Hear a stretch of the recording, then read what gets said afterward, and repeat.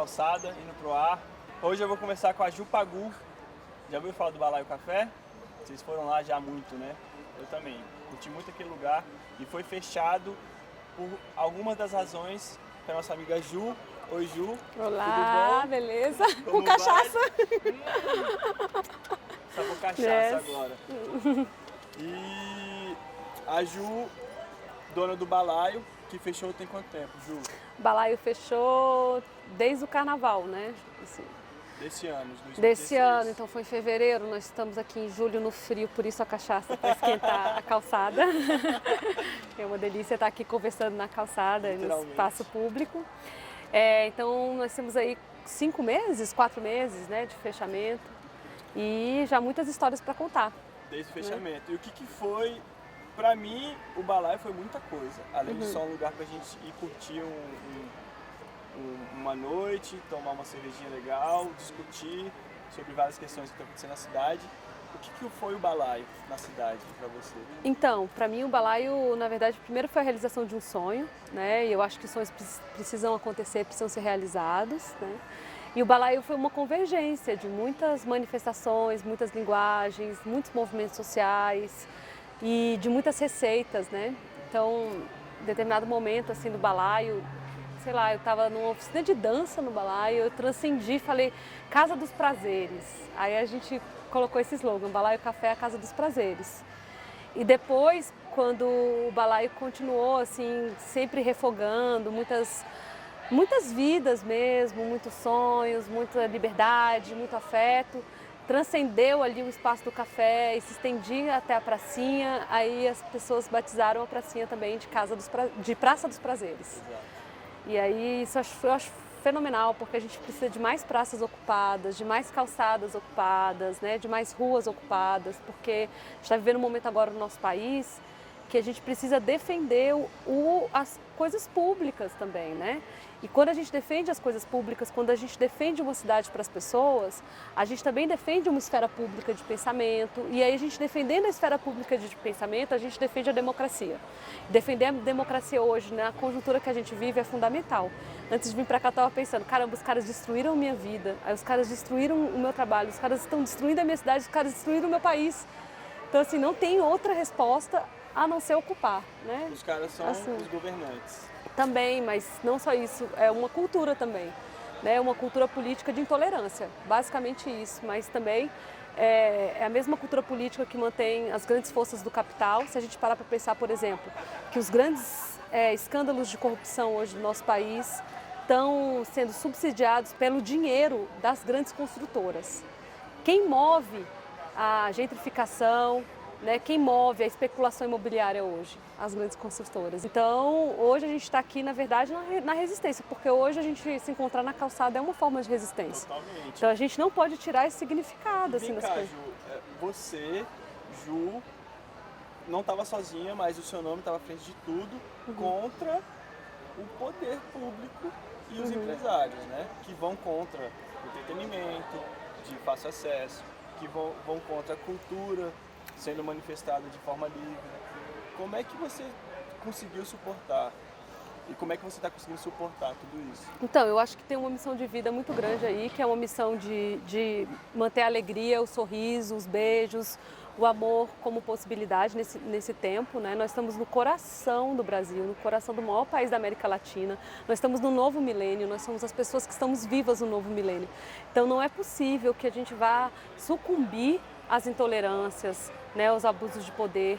Então, muitas vezes, essa força, ela cria alguns mecanismos, né, como é a lei do silêncio. Então, baseado, por exemplo, minha mãe que não pode dormir, etc., eu crio essa lei e essa lei serve, na verdade, para infringir vários direitos e várias conquistas nossas, porque tem vários âmbitos disso. O âmbito espiritual é o que me dá estabilidade, claro. E nisso eu sou completamente fortalecida e protegida. Então ninguém derruba mesmo, seriamente, ninguém derruba todas as falanges e as egrégoras que me acompanham, porque isso é uma missão muito além do plano terrestre. Além disso, a gente tem um âmbito jurídico, e no âmbito jurídico, o direito ao trabalho ele é inalienável, o direito à liberdade de expressão é inalienável, o direito ao ir e vir, o direito à livre iniciativa, o direito à cidade, que agora está sendo debatido, e principalmente os direitos culturais. E a nossa arma é a nossa inteligência, a nossa criatividade. Vem cá, Ju, o balaio fez parte de uma movimentação cultural muito forte, que seguiu a cultura que já vem em Brasília, que é assim, a grande maioria dos artistas de Brasília, principalmente os músicos, vieram dos bares, né? Se a gente for falar de cultura da música de Brasília, ela vem através dos bares. E agora, a lei do silêncio impede que isso aconteça. Lascou para os artistas, né? Exatamente. Inclusive manifestações que foram consideradas patrimônio imaterial da humanidade, porque muitas vezes as forças fascistas também utilizam o fato de Brasília ser tombada como patrimônio para que a vida cultural e criativa da cidade não floresça. Brasília nasceu gentrificada, né? A gente tem que colocar isso em prática, nasceu intolerante, mas sempre houve um contraponto a isso, uma contracultura a isso. Então, assim, a vida criativa da cidade é pulsante e a gente tem muito o que proteger, na verdade, com relação a isso. Isso é um patrimônio, né? Dessa vida criativa, né? Você acabou de vir da audiência pública sobre o carnaval. Que aconteceu sobre o carnaval. O governo está tentando controlar uma manifestação que é legitimamente pública do povo. E o que é mais grave, né? Assim, a gente não faz nenhuma avaliação há anos sobre o carnaval do Distrito Federal. Quando faz, foi sobre esse viés. Foi uma audiência pública no Ministério Público e que já tinha um viés de criminalização. Então, assim, eu gostaria de ir a uma audiência que a gente pudesse falar dos beijos, que a gente pudesse falar dos risos, que a gente pudesse falar das músicas, das marchinhas, que a gente pudesse falar dos nossos mestres, das nossas mestras, porque as nossas mestras continuam vulnerabilizadas. A Martinha do Coco lá no Paraná, por exemplo, é uma das maiores artistas, Dona Gracinha do acordeon, Seu Zé do Pife, o Acé Dudu, que é comandado pela Betinha. São todos blocos que passam o ano inteiro sem nenhum apoio, sem nenhuma proteção, sem nenhum estímulo. E, por exemplo, se nós fizéssemos mensalmente ensaios, né, se nós tivéssemos isso como uma coisa fomentada, uma política pública mesmo de constância, talvez nós não tivéssemos tantos trio elétricos e tanto, né, catarse, porque eu acho que as pessoas, quando elas não têm acesso à cultura comumente, como é o caso das diversas cidades do Distrito Federal, que não tem sequer uma sala de cinema, que não tem sequer um teatro, né, e que quando vão para a rua, infelizmente, são muito criminalizadas. Então, portanto, eu defendo a mesa de bar. Eu defendo o bar como espaços culturais, porque na mesa de bar nós criamos pensamento. Na mesa de bar é justamente aí que não tem nenhuma mediação, nem de igrejas, nem de Estado. Então ali a gente pode falar de tudo, a gente pode viver muitas coisas na mesa de bar. A gente tem muitos inimigos em muitas frentes, né? Um dos inimigos maiores, assim, estava muito ligado a esse conservadorismo, mas é muito interessante o perfil dos nossos inimigos, porque quase sempre é um perfil de pessoas que gostariam de viver aquela situação e aí elas passam a combater. Nós vemos hoje no Congresso Nacional pessoas que são claramente homofóbicas, mas que nós percebemos que essas pessoas, na verdade, são pessoas homossexuais que não conseguem assumir a homossexualidade deles. E aí eles passam a combater a homossexualidade no âmbito público, né? Enquanto na esfera privada dele, ele não conseguiu resolver a questão sexual dele.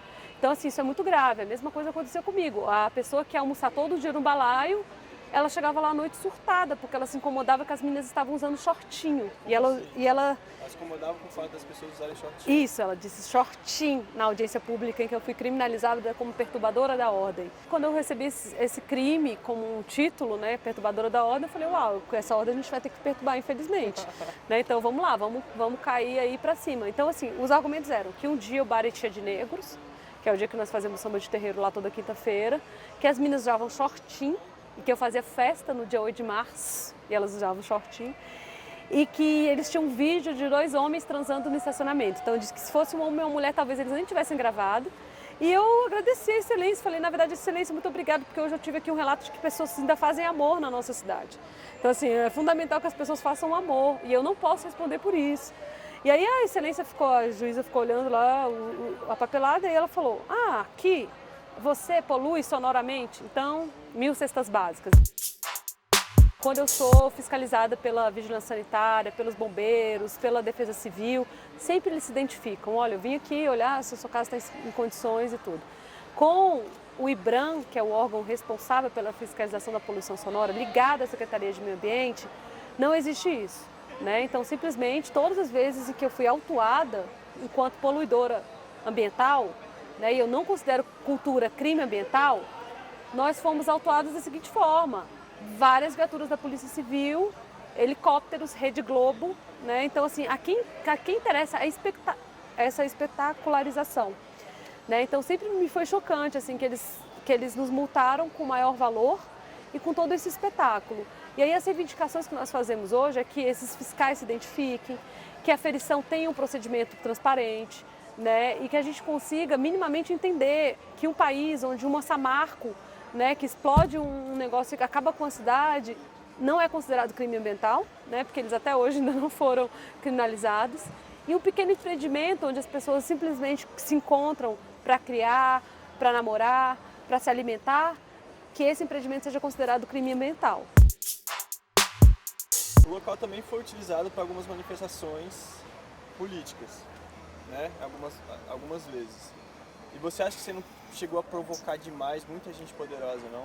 Então, na verdade, assim, eu prefiro acreditar que a coragem hoje, ela tenha que existir. Aliás, eu acho um absurdo que a gente esteja tão próximo de tudo isso que está acontecendo e que o Eduardo Cunha durma aqui do lado tranquilamente, sabe? Que o Michel Temer durma aqui do lado tranquilamente. Então, assim, me é chocante, na verdade, a minha covardia, não a minha coragem, né? Eu acho que, assim, a partir do momento que a gente considere provocação o fato de servir pessoas, o fato de ter pessoas ali trabalhando em prol da cultura, em prol da liberdade, em prol de uma alimentação afetiva, eu acho isso muito gritante, assim. Então, o que a gente fazia, na verdade, é, enquanto bar, já que o bar é um espaço político, a gente assumir posicionamentos. A gente precisa assumir posicionamentos numa sociedade em que as pessoas que são homossexuais são assassinadas, as pessoas negras são assassinadas, as mulheres são assassinadas. Então, assim, não tinha como o Balaio fugir dessa responsabilidade. Eu acho que, na verdade, todos os bares deveriam se posicionar, assim como as escolas, assim como os hospitais, assim como as delegacias. Eu costumava dizer que se eu trabalhasse numa delegacia, se eu trabalhasse no hospital, se eu trabalhasse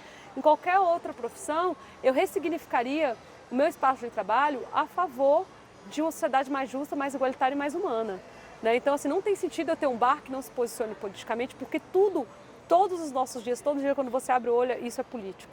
Algumas vozes passaram a ser ouvidas lá no bar. E o fato de você ser uma empresária, mulher, levando à frente muita coisa que muito homem não teve coragem de levar. Você acha que você sofre alguma perseguição por conta disso? Sim, é gritante, assim. Quando eu fui abrir o Balaio, eu fui procurar alguns parceiros, algumas pessoas que já tinham bares. Eles falavam: olha, não contrata mulher. Então a gente vive no setor de bares e restaurantes. Outros empresários falaram isso pra você? Não contrata mulher. Se você reparar, qual é o bar que tem mulher trabalhando? Pouquíssimos, não é? Nem trabalhar. Imagina ser dona. Isso é uma afronta, né? Então, assim, eu nas associações, no sindicato de bares, sempre fui extremamente violentada.